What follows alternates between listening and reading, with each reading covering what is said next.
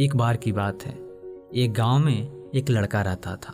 वो लड़का पढ़ाई में बहुत ही होशियार था, लेकिन उसकी पढ़ाई नहीं हो पाती थी क्योंकि वह लड़का अपना घर भी चलाया करता था। वह रोज अपने खेत में जाता, दिन भर वहाँ काम करता था और शाम को घर वापस आकर वह थोड़ी बहुत पढ़ाई कर लिया करता था। अब जब वह लड़का 12वीं क्लास में गया तो सभी गांव वालों को यह लग रहा था कि हमारे गांव से यही लड़का 12वीं में फर्स्ट आएगा, क्योंकि उस गांव वालों को भी पता था कि वह लड़का पढ़ाई में बहुत ही होशियार है।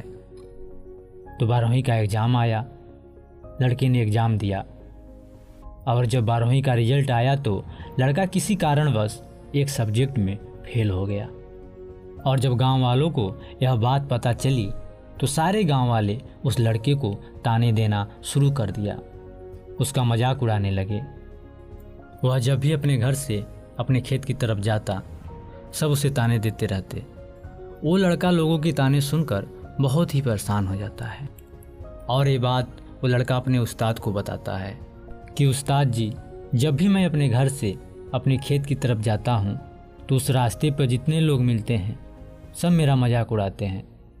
तो उसके उस्ताद जी उससे कहा कि तू ना एक काम कर, एक बड़ा सा लोटा ले और उस लोटे को पूरा ऊपर तक दूध से भर दे और जब तू उस रास्ते से गुजरे तो उस लोटे से एक भी बूंद दूध नीचे मत गिरने देना। लड़के ने एक दिन वैसा ही किया, एक बड़ा सा लोटा लिया, उसे दूध से भर दिया और जब उस रास्ते से गुजरा तो उस लोटे से एक भी बूंद दूध नीचे नहीं गिरने दिया। उस लड़के का उस लोटे पे इतना ज़्यादा उसका फोकस था कि लोगों का आवाज़ ही उसे सुनाई नहीं दिया। वो इतने ध्यान से उस लोटे को लेकर चल रहा था कि उस लोटे से दूध का एक भी कतरा नीचे ना गिरे। इसकी वजह से उसे लोगों की ताने की आवाज़ सुना ही नहीं दी।